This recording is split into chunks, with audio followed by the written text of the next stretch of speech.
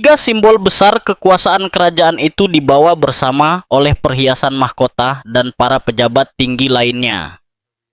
Istana langsung dilanda kekacauan ketika kabar menyebar bahwa Ratu Camilla telah memutuskan untuk melelang salah satu tiara paling berharga milik Ratu Elizabeth. Perhiasan itu bukan sekadar mahkota biasa.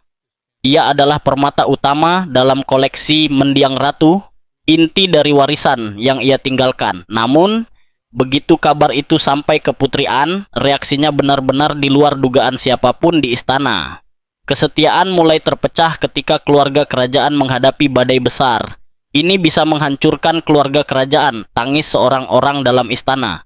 Namun semuanya sudah terlambat, panggung konflik berbahaya telah terbentuk. Berita mengejutkan itu kembali diperkuat, Camilla kembali menjadi sorotan. Hari itu sebenarnya dimulai seperti hari biasa di London. Tidak ada yang menyangka badai berita akan segera menyapu seluruh negeri. Di pusat kota, di sebuah kios koran yang ramai, tumpukan surat kabar pagi menarik perhatian para pejalan kaki. Judul besarnya dicetak dengan huruf tebal dan ukuran mencolok, mustahil untuk diabaikan. Isinya begitu mengejutkan hingga banyak orang berhenti melangkah. "Ini tidak mungkin benar, bukan tiara itu," bisik seseorang.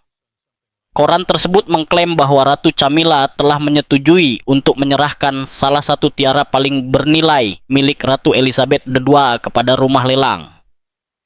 Gagasan itu terasa terlalu gila untuk dipercaya, namun kata-kata itu terpampang jelas bagi siapapun yang membacanya. Bisik-bisik pun berubah menjadi perbincangan ramai, lalu menjalar menjadi gelombang ketidakpercayaan yang menyentuh setiap sudut kota. "Saya tak pernah membayangkan membaca berita seperti ini," gumam seorang perempuan di kereta. Telepon mulai berdering di kantor dan toko. Orang-orang berbicara pelan, wajah mereka pucat karena terkejut. Ada yang menganggapnya berita palsu, sementara yang lain takut itu benar.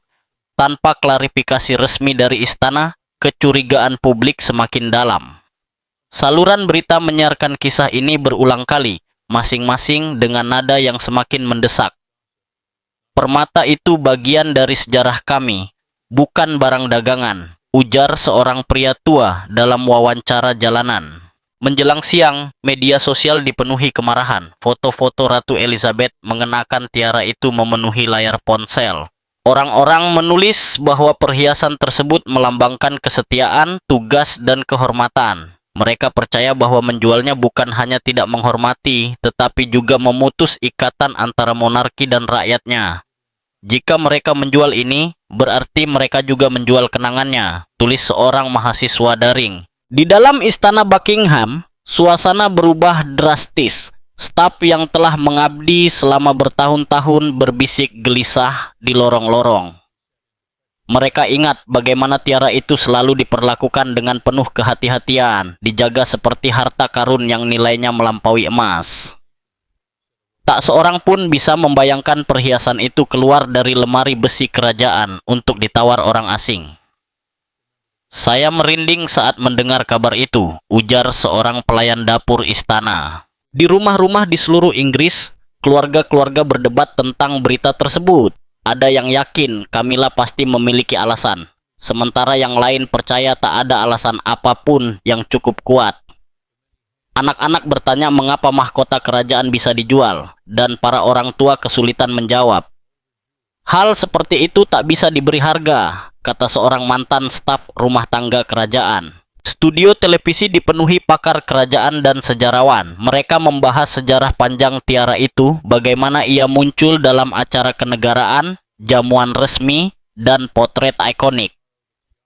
Suara mereka syarat kekhawatiran dan kemarahan, memperingatkan bahwa penjualan tersebut bisa memicu salah satu skandal terbesar dalam sejarah monarki. "Jika ini terjadi, rakyat tidak akan pernah memaafkannya," tegas seorang sejarawan di siaran langsung. Namun, pertanyaan besar tetap menggantung. Apakah ini benar-benar keputusan Camilla, atau ada kekuatan lain di baliknya? Para jurnalis bergegas ke rumah-rumah lelang di London, mendesak staf untuk memberikan jawaban. Tak satu pun yang memberi kejelasan, tetapi tersirat bahwa pembicaraan rahasia memang telah terjadi. Isyarat itu justru memperbesar api spekulasi. Menjelang malam, semakin banyak orang percaya bahwa penjualan itu hampir menjadi kenyataan. "Ada yang tidak beres," ujar seorang reporter kerajaan di depan gerbang istana. "Ini terasa seperti pengkhianatan," kata seorang perempuan di bus sambil menggenggam korannya. Nama Putri An pun mulai ramai diberitakan. Banyak yang menulis bahwa ia telah mendengar kabar tersebut dan sangat murka. Ada yang mengatakan ia mengungkapkan kemarahannya kepada orang-orang terdekat, sementara yang lain percaya ia bersiap menghadapi Camilla secara langsung. Ketegangan emosional dalam keluarga kerajaan kini tak lagi bisa disembunyikan. "Putri Anne tidak akan tinggal diam," ungkap seorang sumber istana. Malam hari, kerumunan berkumpul di luar istana. Reporter, fotografer, dan warga penasaran berdiri di udara dingin, menatap jendela-jendela yang bercahaya. Banyak yang membayangkan diskusi serius sedang berlangsung di dalam. Keluarga terbelah antara kewajiban dan konflik. "Sesuatu yang besar sedang terjadi malam ini," bisik seseorang. "Ini bukan pertama kalinya keluarga kerajaan menghadapi skandal. Tetapi yang satu ini terasa jauh lebih dalam. Ini bukan tentang gosip atau perilaku pribadi. Ini tentang sebuah permata yang membawa kenangan Ratu Elizabeth. Tentang jiwa monarki itu sendiri. Ini bukan sekadar perhiasan. Ini bagian dari diri kami," kata seorang perempuan sambil memegang lilin di luar gerbang. Berita mengejutkan ini bukan hanya mengguncang negara, tetapi juga membuka medan pertempuran di dalam keluarga kerajaan. "Saya tak bisa tidur memikirkannya," bisik seorang pekerja saat mengakhiri shiftnya. Menjelang tengah malam, istana tetap bungkam. Keheningan itu justru terasa semakin berat, dan ketakutan bahwa tiara itu akan dijual menyelimuti negeri seperti awan gelap. Orang-orang pergi tidur dengan perasaan gelisah. Pikiran mereka tertuju pada apa yang akan terjadi selanjutnya. "Ini baru permulaan," kata seorang jurnalis lelah. Apa yang bermula dari sebuah judul, berita telah berubah menjadi badai kemarahan, kecurigaan, dan kecemasan. Kini, semua mata tertuju pada Putri Anne, satu-satunya sosok yang diyakini banyak orang akan bangkit melindungi warisan ibunya. Lalu, mengapa tiara itu begitu penting? Jauh sebelum kabar pelelangan mengejutkan dunia, tiara itu telah hidup dalam cerita, kenangan, dan foto-foto. Ia bukan sekadar rangkaian berlian dan batu mulia yang berkilau. Ia adalah potongan sejarah yang melekat pada Ratu Elizabeth II, dikenakan pada jamuan kenegaraan, potret resmi yang dikenal dunia, dan saat-saat ketika bangsa memandangnya sebagai simbol harapan. Selama puluhan tahun, tiara itu bertengger di kepalanya sebagai lambang tugas dan keteguhan. Permata itu menyimpan jiwanya, bisik seorang sejarawan istana. Desain tiara tersebut bahkan lebih tua dari masa pemerintahan mendiang ratu. Dibuat dari berlian langka yang ditata dengan sangat teliti, ia mencerminkan akar panjang keluarga kerajaan. Generasi demi generasi telah mengenakannya. Namun bagi banyak orang, tiara itu paling melekat pada Elizabeth. Dialah yang memberinya kehidupan dan makna baru. Setiap foto dirinya mengenakan tiara itu mengingatkan orang akan ketenangan, kekuatan, dan kewibawaannya. Saat ia memakainya, ia membawa seluruh bangsa bersamanya, kata seorang fotografer kerajaan. Orang-orang masih mengingat bagaimana ia mengenakannya pada kunjungan kenegaraan resminya yang pertama sebagai ratu.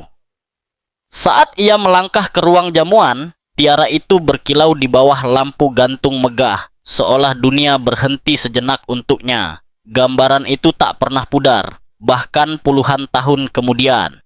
Tiara itu adalah bintang malam itu, kenang seorang tamu. Tiara tersebut juga hadir dalam potret-potret yang tergantung di istana, kedutaan, bahkan di rumah rakyat setia. Anak-anak tumbuh dengan melihat gambar-gambar itu. Belajar menghormati ratu bukan hanya sebagai penguasa, tetapi sebagai simbol persatuan. Bagi mereka, tiara itu menjadi lambang stabilitas di tengah perubahan zaman.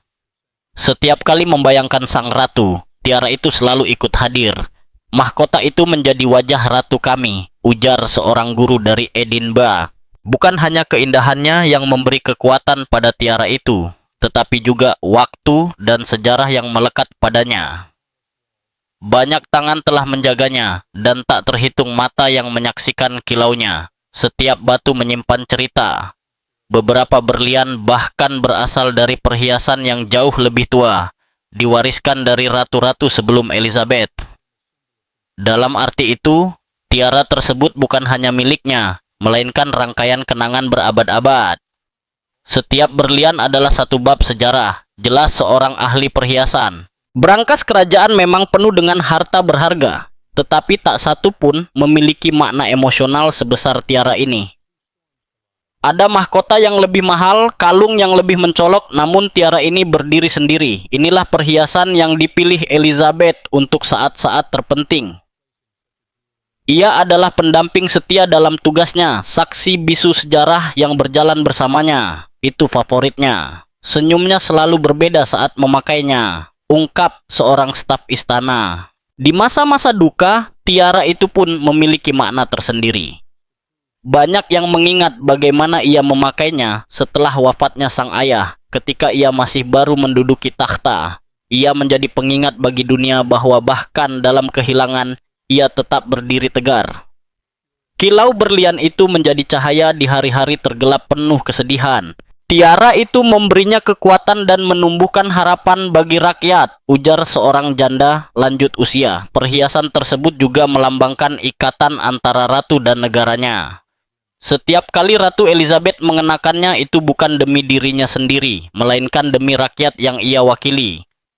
Tiara itu adalah wajah dari tradisi pengabdian dan kesetiaan. Saat warga melihatnya, mereka merasa menjadi bagian dari sesuatu yang lebih besar, sesuatu yang melampaui satu masa kehidupan. Permata itu milik kita semua, bukan hanya keluarga kerajaan, kata seorang pria di tengah kerumunan saat perayaan Jubili. Para ahli kerap mengingatkan publik bahwa perhiasan seperti ini tidak bisa dinilai dengan uang. Tidak ada pelelangan yang mampu mencerminkan nilainya, karena nilai sejatinya terletak pada kisah-kisah yang dibawanya. Inilah sebabnya kabar tentang kemungkinan penjualannya terasa seperti sebuah luka. Kehilangannya bukan sekadar soal berlian berpindah tangan, melainkan kenangan yang tercerabut. Bagaimana mungkin menjual hati sebuah bangsa beserta sejarahnya? Tanya seorang penyiar dengan nada terkejut. Di museum-museum, para pemandu sering membicarakan tiara tersebut dengan penuh hormat. Para turis mendekat untuk melihat foto-foto Elizabeth mengenakannya, berbisik tentang betapa anggunnya sang ratu. Banyak yang mengatakan tiara itu tampak hidup dalam gambar-gambar tersebut, seolah membawa lebih dari sekadar kilau. Ia membawa kehadiran sang ratu itu sendiri. Sepertinya tiara itu memang diciptakan khusus untuknya, ujar seorang pengunjung di Windsor. Kehilangannya berarti hilangnya sebuah simbol yang melampaui politik dan perbedaan pendapat. Bahkan, mereka yang tidak begitu menyukai monarki pun mengakui kekuatannya. Mungkin mereka tidak tunduk pada tradisi, tetapi mereka tak bisa menyangkal rasa sejarah yang terpancar dari perhiasan kerajaan itu. Ini bukan tentang kekayaan, melainkan tentang ingatan. Saya tidak pernah peduli pada mahkota, tapi yang satu ini terasa berbeda. Aku seorang pelayan.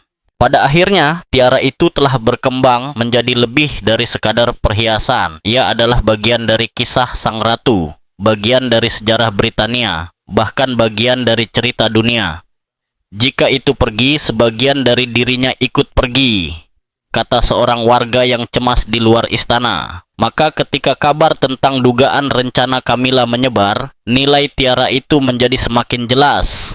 Ia tak ternilai harganya, bukan karena batu-batunya, melainkan karena maknanya bagi mereka yang hidup di masa pemerintahan Elizabeth. Itu bukan mahkota berlian, melainkan mahkota kenangan. Dan kenangan bukanlah sesuatu yang pantas diperjualbelikan. Permata ini adalah sejarah kami, ia harus tetap tinggal, tegas seorang sejarawan kerajaan, meletakkannya di balai lelang dan membiarkan orang asing berebutnya dengan uang terasa seperti merobek halaman-halaman dari sebuah buku yang tak akan pernah bisa ditulis ulang. Reaksi langsung Putri Anne. Keterlibatan saya sebelumnya berada di berbagai tingkat, jadi kabar ini benar-benar mengejutkan. Ketika berita itu sampai kepada Putri Anne, ia tidak datang melalui bisikan atau rumor. Pesan itu diterimanya secara langsung dalam sebuah pesan pribadi dari salah satu ajudan terpercaya. Ia sedang duduk di meja tulis di rumah pedesaannya, dikelilingi tumpukan dokumen dan keheningan alam sekitar. Saat membaca kata-kata itu, wajahnya menegang dan tangannya berhenti menulis. "Ini gila," ucap sang putri dengan suara rendah. Orang-orang terdekatnya selalu mengenal Anne sebagai anggota kerajaan yang paling praktis. Ia tidak tertarik pada kemewahan dan tidak menyukai drama, tetapi ia sangat menjunjung tinggi tradisi dan kehormatan keluarga. Baginya, gagasan menjual tiara milik ibunya bukan hanya mengejutkan, melainkan tak terpikirkan. "Aku tak percaya dia bahkan bisa memikirkan hal ini," katanya kepada seorang dayang. Para staf memperhatikannya dengan hati-hati, mengetahui bahwa amarah Anne bukan sesuatu yang bisa diremehkan. Sepanjang hidupnya, ia telah menjaga tugas-tugas keluarga kerajaan, seringkali tanpa banyak penghargaan. Ia tidak pernah mencari sorotan, tetapi ketika harus melindungi warisan ibunya, ia berdiri paling tegak di antara semuanya. Kenangan tentang Ratu Elizabeth masih begitu segar dan terasa di hati keluarga. Bagi Anne, tiara itu adalah bagian dari kenangan tersebut, sesuatu yang bukan milik satu orang, melainkan seluruh garis keturunan monarki. "Dia mengkhianati apa yang ibu tinggalkan," bisik seorang ajudan senior. Laporan berita mulai mengisyaratkan kemarahan Anne, meski tak satu pun pernyataan resmi keluar dari mulutnya di depan publik. Orang dalam membocorkan kisah tentang suara-suara yang meninggi dan kata-kata tegas yang diucapkan di balik pintu tertutup. Hal itu tidak mengejutkan bangsa. Putri Anne dikenal sebagai anak paling setia kepada ratu, yang paling kecil kemungkinannya untuk menyerah pada tekanan, kata seorang koresponden kerajaan di siaran langsung. Anne akan memperjuangkan ini dengan seluruh tenaganya. Di ruang pribadinya, Anne mondar-mandir.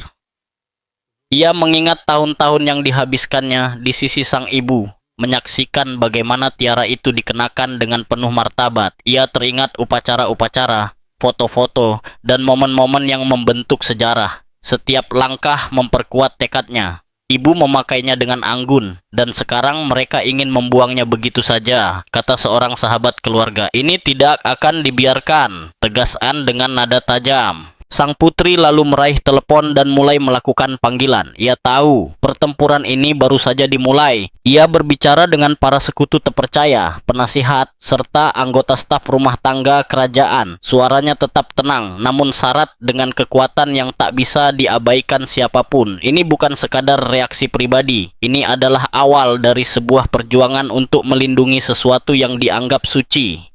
Melihat tiara itu terancam, terasa seperti sebuah penghinaan, bukan hanya terhadap ibunya, tetapi terhadap semua nilai yang selama ini diajarkan untuk dijaga.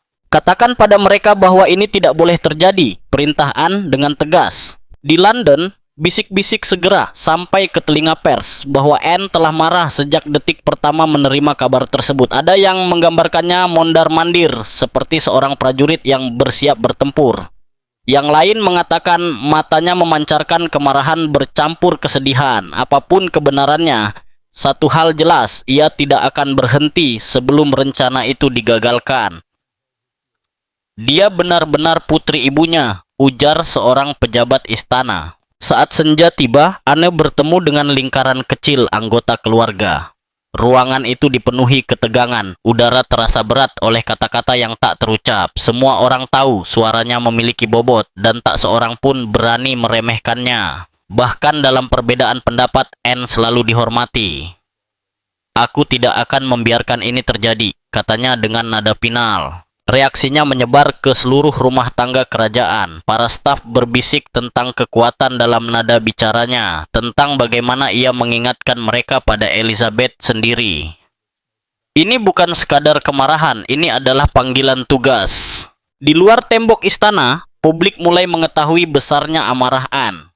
para reporter menulis bahwa ia menyebut rencana penjualan itu sebagai sebuah pengkhianatan. Para pengamat menjelaskan bahwa An mungkin adalah anggota kerajaan terakhir yang benar-benar memahami beratnya warisan sejarah. Setiap kata yang ditulis tentang dirinya semakin menguatkan citranya sebagai penjaga kenangan ibunya. Ia merasa terpanggil untuk melindungi permata mahkota, seperti ia telah melindungi keluarganya berkali-kali sebelumnya. Rasanya seperti melihat sang ratu kembali, kata seorang pelayan. Di dalam hatinya, kemarahan menyala, namun kesedihan juga ikut mengiringi. Ia teringat tahun-tahun terakhir ibunya, bagaimana Ratu Elizabeth selalu berbicara tentang pentingnya menjaga tradisi. Melihat tradisi itu kini terancam, terasa seperti meruntuhkan sesuatu di dalam dirinya. Namun alih-alih tenggelam dalam keputusasaan, Anne justru menajamkan tekadnya. Aku akan memperjuangkan warisannya sampai napas terakhirku, bisiknya pada diri sendiri. Sementara dunia luar dipenuhi spekulasi, di ruang-ruang pribadinya kebenaran terasa jelas. Ia siap bertahan, apapun risikonya. Kata-katanya telah disampaikan kepada mereka yang perlu mendengarnya. Amarahnya bukan liar atau gegabah, ia dingin, tajam, dan tak tergoyahkan. Princess Royal tidak akan pernah memaafkan langkah ini, ujar seorang sejarawan kerajaan di berita malam. Dan ia sungguh-sungguh dengan setiap ucapannya. Menjelang akhir hari yang panjang itu, satu hal menjadi pasti. Putri Anne tidak akan membiarkan tiara itu keluar dari keluarga. Reaksi awalnya bukan hanya kemarahan, melainkan sebuah sumpah. Tiara itu membawa kisah ibunya, dan di mata Anne, tak ada palu lelang yang berhak memisahkannya. Pertarungan ini baru saja dimulai, kata seorang penasihat kerajaan. Ketegangan keluarga kembali muncul. Setelah sumpah Anne, suasana di dalam rumah tangga kerajaan berubah tegang. Apa yang awalnya hanya bisikan tentang kemungkinan lelang kini menjadi percakapan berat di balik pintu tertutup. Lorong-lorong istana yang biasanya dipenuhi rutinitas kini syarat dengan kecurigaan. Perselisihan lama yang terkubur kembali mencuat ke permukaan, seolah tiara itu membuka pintu yang seharusnya tetap tertutup. Keluarga kerajaan memang pernah bertengkar sebelumnya, tetapi yang ini terasa berbeda. Keluarga ini pernah bertengkar soal hal yang lebih kecil, dan yang ini jauh lebih besar, bisik seorang pejabat istana. Ini bukan tentang tugas publik atau kesalahan pribadi. Ini tentang kenangan sang ratu, tentang sebuah benda yang membawa kehadirannya. Bagi Anne, ini adalah pengkhianatan. Bagi yang lain, ini soal kekuasaan. Ketegangan pun menyebar seperti api. Pertemuan semakin sering dilakukan. Para pendukung Camilla berusaha menjelaskan keputusan itu, mengisyaratkan alasan-alasan yang mungkin tak pernah diketahui publik. Mereka mengatakan bahwa kendali atas beberapa perhiasan kini berada di tangannya, dan ia memiliki hak untuk memutuskan. Namun kata-kata itu tak mampu meredakan badai. Bagi Anne, hak tak berarti apa-apa jika dibandingkan dengan kewajiban. Apa yang legal belum tentu benar, ujar seorang sahabat keluarga. Para bangsawan muda mencoba menghindari topik tersebut, tetapi tekanan tetap terasa. Setiap jamuan makan, setiap pertemuan keluarga dipenuhi suasana gelisah. Tak seorang pun ingin menjadi yang pertama memecah keheningan, namun isu itu menggantung berat di atas meja seperti tamu tak kasat mata. Aku bisa merasakan hawa dingin di udara. Aku seorang pelayan setelah makan malam. Kata-kata tajam Anne telah sampai ke telinga Camilla, dan kata-kata itu membawa dampak. Para staf mengatakan sang permaisuri menjadi defensif, berdiri teguh pada otoritasnya, namun keteguhan itu justru memperlebar retakan. Perlahan, kubu-kubu mulai terbentuk. Ada yang condong ke Anne, ada pula yang enggan menantang Camilla secara langsung. Ia takkan mekan mundur, dan Anne juga tidak, keluh seorang sekretaris istana. Bahkan Charles, yang ingin menghindari konflik, terjebak di tengah. Ia berusaha menenangkan keluarga, tetapi setiap ucapannya seolah jatuh ke dalam keheningan. Istrinya di satu sisi, saudara perempuannya di sisi lain, dan bayangan warisan ibunya menggantung di atas segalanya. Sang raja tampak lelah, seperti terbelah dua, kata seorang penasihat dekat. Namun ia tak bisa memilih pihak tanpa memperparah keadaan. Bagi pers, ini menjadi santapan empuk. Laporan-laporan menyebutkan pertemuan keluarga yang penuh ketegangan, pintu tertutup, tirai ditarik. Para sejarawan mengingatkan bahwa perhiasan telah memicu konflik dalam keluarga kerajaan selama berabad-abad. Namun kali ini terasa lebih personal. Ini adalah kenangan Elizabeth yang dipertaruhkan. Mereka tak bisa menyembunyikan badai ini selamanya, kata seorang reporter di luar gerbang istana. Hari demi hari berlalu, jurang perpecahan semakin melebar. Dendam lama kembali berbisik. Ada yang mengingat masa lalu ketika kehadiran Camilla pernah memicu konflik. Ada pula yang menyoroti dedikasi seumur hidup Anne, sifatnya yang lugas, dan penolakannya untuk mengalah. Sifat-sifat itu kini bertabrakan seperti baja melawan batu.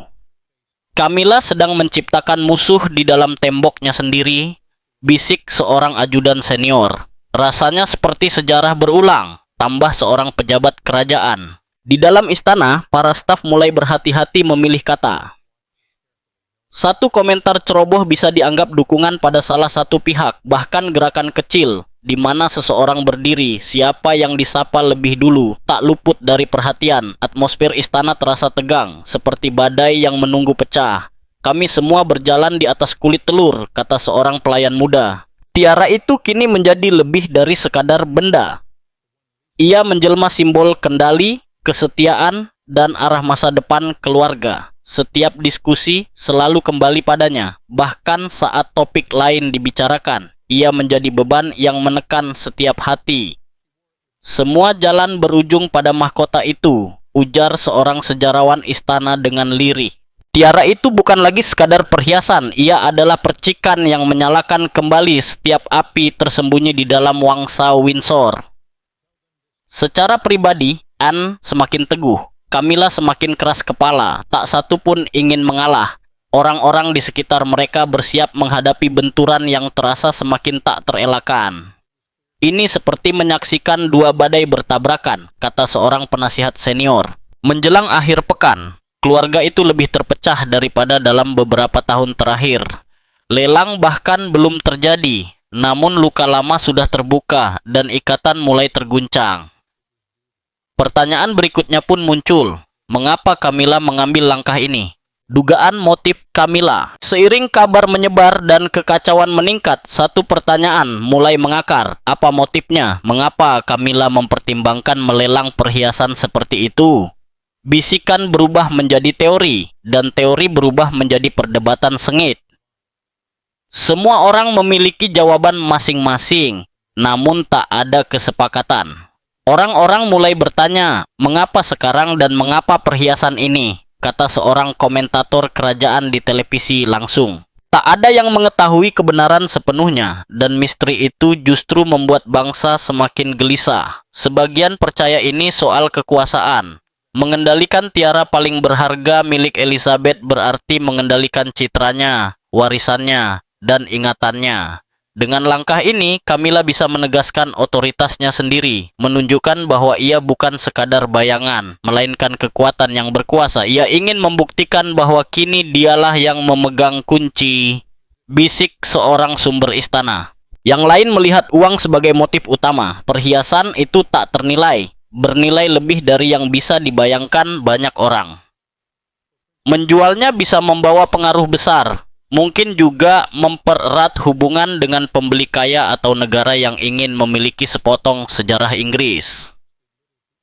Meski keluarga kerajaan tak pernah mengakui tekanan finansial, sebagian mengatakan bahkan mahkota pun bisa merasakannya. Ini soal uang, sesederhana itu, ujar seorang kritikus dalam debat radio. Teori ketiga menyentuh ranah yang lebih pribadi. Mungkin Camilla ingin menjauh dari bayang-bayang panjang Ratu Elizabeth. Tiara itu adalah salah satu perhiasan paling ikonik milik mendiang ratu, sering terlihat di kepalanya dalam acara-acara besar. Menyimpannya mungkin terus mengingatkannya pada kehadiran Elizabeth yang begitu kuat. Melepaskannya bisa jadi merupakan cara Camilla untuk keluar dari bayang-bayang itu. Ia lelah harus selalu hidup di bawah standar dan harapan mendiang ratu. ujar seorang sejarawan dengan wajah muram. Namun ada pula yang berpendapat bahwa ini bukan soal penolakan, melainkan strategi. Beberapa orang menduga Kamila ingin menguji sejauh mana batas toleransi publik. Jika sebuah tiara bisa dipindahkan tanpa menimbulkan kerusakan jangka panjang, mungkin harta lainnya pun bisa menyusul. Ini adalah permainan berbahaya, tetapi selaras dengan bisik-bisik tentang ambisi. Ini tidak pernah hanya tentang satu perhiasan. Ini adalah sebuah sinyal, kata seorang penasihat politik. Sebagian pihak mencoba melunakkan penilaian mereka. Mereka berargumen bahwa Kamila mungkin berniat menggunakan hasil lelang untuk amal atau proyek kepentingan umum. Bukan hal aneh bagi anggota kerajaan untuk mendukung kegiatan sosial dengan menjual hadiah atau perhiasan yang nilainya lebih kecil. Namun, tiara itu bukan perhiasan biasa, dan alasan tersebut pun gagal meredakan kemarahan. Kalaupun untuk amal, mengapa harus perhiasan ini? Tanya seorang perempuan di luar gerbang istana. Di balik pintu tertutup, bisik-bisik lain kembali bermunculan. Ada yang percaya Kamila ingin memutus hubungan dengan keluarga-keluarga asing tertentu yang sejak lama mengincar tiara tersebut. Dengan menjualnya, perhiasan itu akan berada di luar jangkauan mereka dan mencegah sengketa di masa depan. Namun yang lain menganggap ini sekadar cerita palsu. Meski demikian, waktu kemunculan isu ini sendiri sudah menimbulkan kecurigaan. Memilih momen seperti ini untuk membicarakan lelang dianggap banyak orang sebagai tindakan yang kejam, bahkan terencana. Dia tak mungkin memilih waktu yang lebih buruk, seru seorang reporter. Di tengah masyarakat, teori konspirasi semakin kuat. Ada yang mengatakan tiara itu membawa kutukan, sehingga Kamila ingin menyingkirkannya demi keselamatannya sendiri. Yang lain berseloroh dengan nada pahit bahwa ia hanya ingin memberi ruang bagi perhiasannya sendiri, mengganti yang lama dengan yang baru. Mungkin ia lelah karena sorotan selalu tertuju pada Ratu Elizabeth. Cerita-cerita itu semakin aneh dari hari ke hari, namun masing-masing menemukan pendengarnya. Dia tak pernah memakainya. Mungkin dia takut, canda seorang pria di bar yang ramai. Pada saat yang sama, para analis menyoroti faktor politik. Inggris sedang menghadapi perubahan besar dan keluarga kerajaan selalu memainkan simbol dengan hati-hati. Menjual tiara bisa jadi cara untuk meraih simpati luar negeri atau membangun aliansi tersembunyi melalui kesepakatan pribadi. Dalam sudut pandang ini, perhiasan itu bukan sekadar mahkota, melainkan alat tukar. Permata bisa menjadi senjata, diam tapi tajam. Jelas seorang profesor dalam acara diskusi. Teori demi teori terus bertambah setiap hari. Setiap surat kabar menawarkan sudut pandang baru. Setiap siaran menghadirkan kemungkinan kebenaran yang berbeda. Namun tak satu pun bisa dibuktikan. Perdebatan menjangkau seluruh lapisan masyarakat, di kereta yang padat hingga perpustakaan yang sunyi. Pertanyaan yang sama terus bergema. Apa sebenarnya alasan Kamila? Apakah keserakahan, ambisi, kenangan, atau sesuatu yang belum bisa dibayangkan siapapun? Pertanyaan itu sendiri menjadi bagian dari badai. Kamila memilih tetap diam, dan keheningan itu justru memperkeruh suasana. Tak ada orang yang mengambil langkah seperti ini tanpa alasan, kata seorang pejabat pensiunan. Bahkan di dalam istana, para staf berspekulasi dengan suara pelan. Mereka menangkap tatapan, gerakan, dan momen-momen kecil yang seolah memberi petunjuk, tetapi tak seorang pun berani berbicara lantang karena takut dinding pun ikut mendengar. Jika Kamila memiliki rencana, hanya dia sendiri yang mengetahuinya. Topik ini menjadi tabu. Pada akhirnya, satu kebenaran muncul dengan jelas. Misteri motifnya seberat perhiasan itu sendiri. Setiap teori memicu api, setiap rumor menarik perhatian, namun tak satu pun mampu meredakan kekacauan. Tiara tetap berada di pusat pusaran, dan keheningan Kamila terus menjaga bara tetap menyala. Selama dia belum berbicara, badai ini tidak akan berakhir, ujar seorang jurnalis sambil menutup buku catatannya. Keheningannya berbicara lebih keras daripada kata-kata apapun. Dilema sang raja. Sementara dunia berspekulasi tentang motif Kamila dan keluarga berbisik di balik pintu terkunci. satu orang menanggung beban terberat, Raja Charles. Ia terjebak di antara dua sisi, kesetiaan pada saudara perempuannya dan pengabdian kepada istrinya.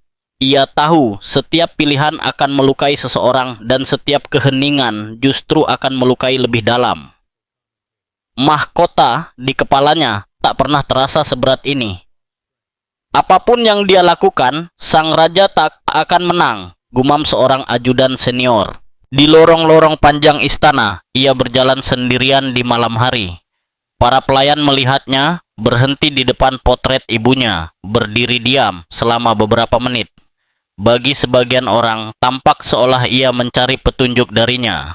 Bagi yang lain, ia sedang mencoba menyeimbangkan kewajiban besar yang telah ditinggalkan sang ratu.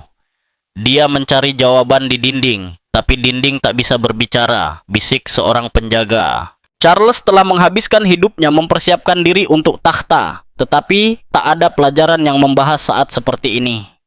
Tiara itu telah menjadi badai yang menariknya kedua arah. Jika ia memihak Anne, ia berisiko mempermalukan istrinya. Jika ia membela Camilla, ia berisiko mencoreng warisan ibunya dan memancing kemarahan rakyat. Kedua jalan sama-sama menuju kegelapan. Dia terperangkap dalam lingkaran api, keluh seorang penasihat politik. Berbagai pertemuan tak membawa kelegaan. Para penasihat memberi saran yang saling bertentangan. Ada yang mendesaknya menjaga tradisi. Ada pula yang memintanya melindungi permaisuri. Charles mendengarkan, tetapi kata-kata itu bercampur menjadi satu. Mahkota menuntut keputusan, sementara hatinya mendambakan kedamaian, sesuatu yang terasa mustahil diraih. Sang raja mendengar, tetapi hampir tak berbicara, catat seorang sekretaris istana. Beban itu juga merembes ke kehidupan pribadinya. Makan malam bersama Camilla menjadi canggung dengan kata-kata yang tak terucap menggantung berat di antara mereka. Waktu bersama Anne pun tak lebih mudah. Tatapan tajam sang saudari seolah mengajukan pertanyaan yang tak berani ia jawab. Anak-anaknya menghindari topik tersebut. Namun keheningan mereka juga berbicara banyak. Ia bahkan memikirkan bagaimana cucu-cucunya kelak menilai dirinya jika ia mengambil keputusan yang keliru. Bahkan meja makannya sendiri telah berubah menjadi medan perang, ujar seorang staf. Di malam hari, Raja Charles mencari perlindungan di ruang kerjanya. Suara kayu terbakar di perapian mengisi keheningan saat ia membuka kembali jurnal dan catatan lama peninggalan ibunya, mendiang ratu. Ia berharap menemukan kejelasan dalam kata-katanya, tetapi setiap baris justru mengingatkannya pada keteguhan sang ibu dan betapa goyahnya perasaannya saat ini. Ia membaca surat-surat ibunya, seolah di dalamnya tersimpan peta untuk keluar dari badai. Ungkap seorang pustakawan istana. Di luar tembok istana beban bangsa menekan pundaknya. Laporan demi laporan membanjiri mejanya. Unjuk rasa di luar gerbang. Petisi yang terus bertambah, kritik yang semakin keras.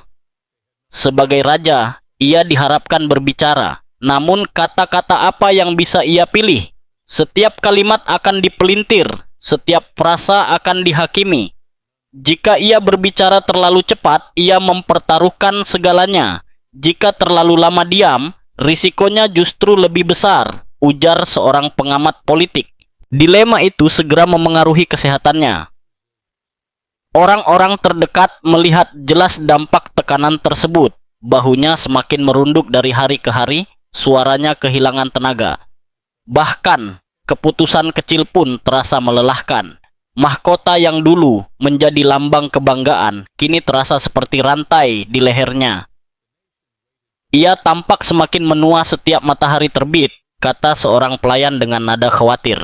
Charles teringat masa mudanya ketika Anne selalu menjadi sekutu yang setia dan Camilla adalah sumber penghiburan di saat-saat sulit. Kini, ikatan-ikatan itu saling menarik dari arah berlawanan, seolah merobek dirinya. Rumor tentang keraguannya sampai ke media. Ada yang melabelinya lemah, ada pula yang menyebutnya terlalu berhati-hati. Tak satu pun sepenuhnya benar. Ia hanyalah seorang pria yang mencintai saudara perempuannya dan istrinya, tetapi mengenakan mahkota yang tak memberi ruang bagi cinta. Publik menuntut seorang raja, bukan seorang kakak, bukan pula seorang suami. Dalam kesendirian, Charles bertanya-tanya apakah ia seharusnya bertindak sama sekali. Mungkin keheningan akan membuat badai berlalu. Namun setiap hari membuktikan bahwa diam justru membuat badai semakin bising. Bangsa membutuhkan arah dan hanya dia yang bisa memberikannya.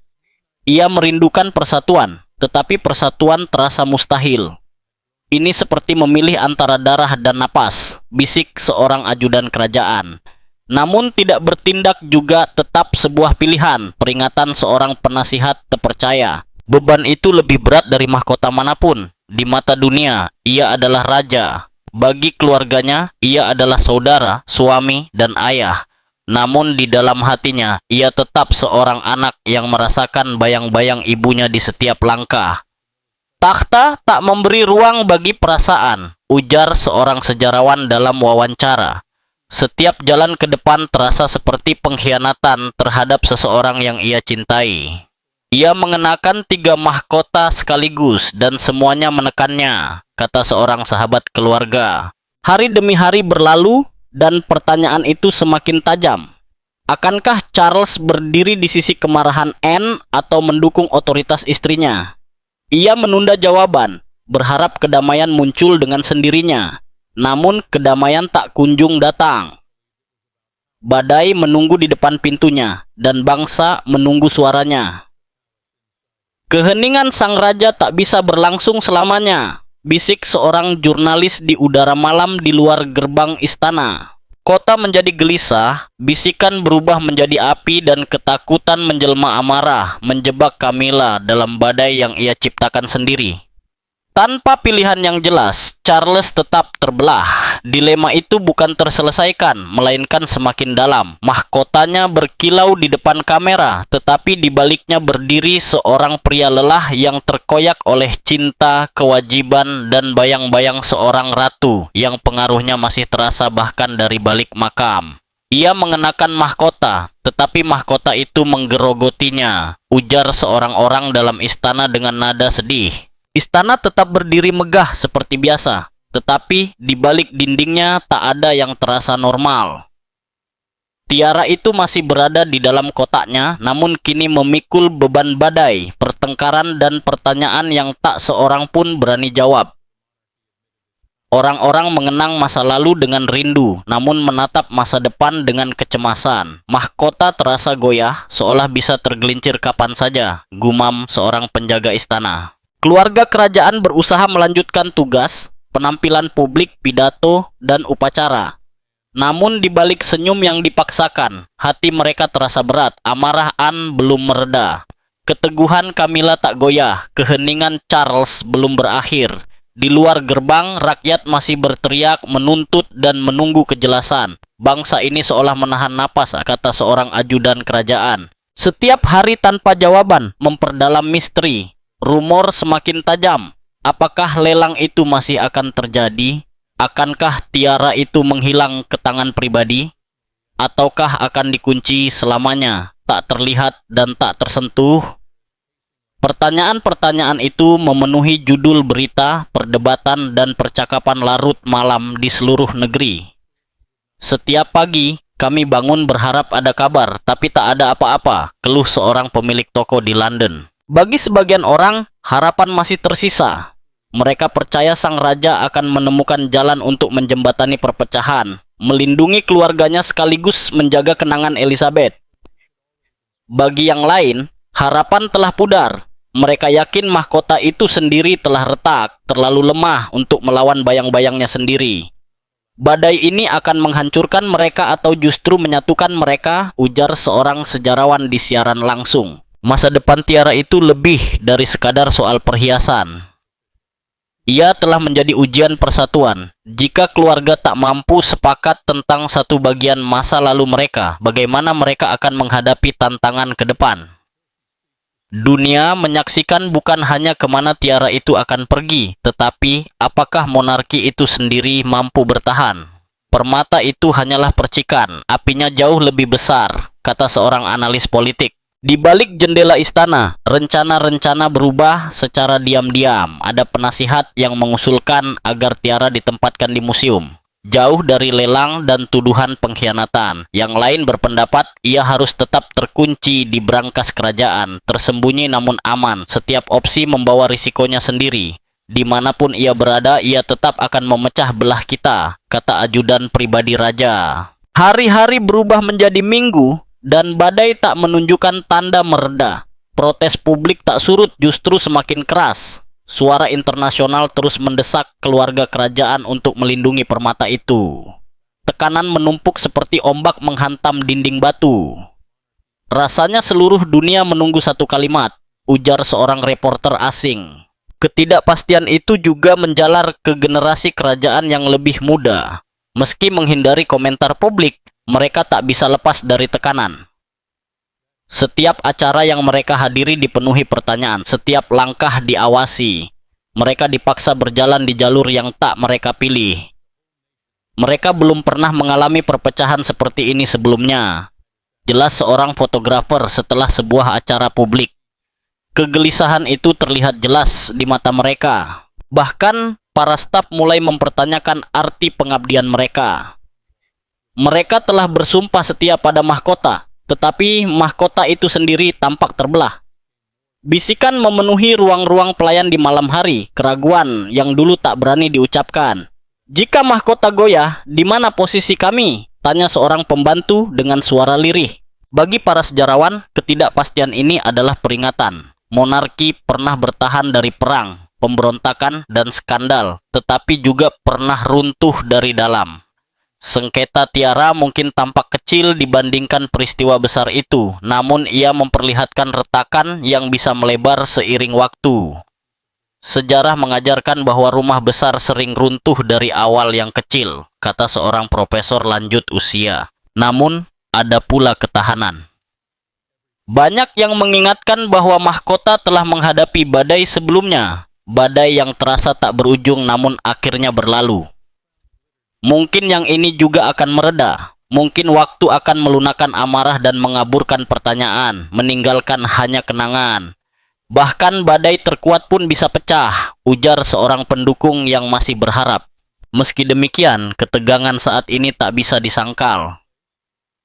Setiap bisikan, setiap langkah, setiap pandangan kembali pada satu hal. Masa depan Tiara itu belum diketahui dan bersamanya masa depan keluarga itu sendiri.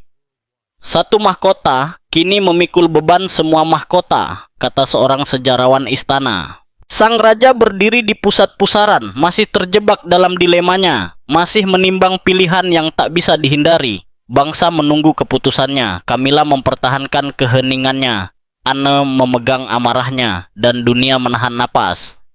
Selama belum ada keputusan, masa depan mahkota tetap tak pasti, ujar seorang jurnalis senior. Masa lalu tak bisa diubah, masa kini tak bisa diabaikan, dan masa depan belum terlihat. Badai belum pecah, tetapi juga belum berlalu, tak ada yang pasti. Tiara itu tetap ada, protes berlanjut, dan keluarga kerajaan tetap terbelah. Kisah ini belum berakhir, ini baru permulaan, bisik seorang reporter di bawah langit malam. Tiara yang dulu berkilau sebagai simbol persatuan, kini menebarkan bayangan keraguan. Kemana ia akan pergi, siapa yang akan memilikinya, dan apa maknanya, semua masih tanpa jawaban. Hanya waktu yang akan menjawab, dan waktu terus berjalan. Bagaimana pendapat Anda tentang keputusan mengejutkan Camilla untuk melelang Tiara mendiang ratu? Apakah menurut Anda ia berhak menentukan nasib Tiara tersebut ya? Tuliskan pandangan Anda di kolom komentar. Jika Anda menikmati video ini, jangan lupa untuk menyukai dan berlangganan saluran ini. Sebelum pergi, tonton juga video lain yang muncul di layar Anda.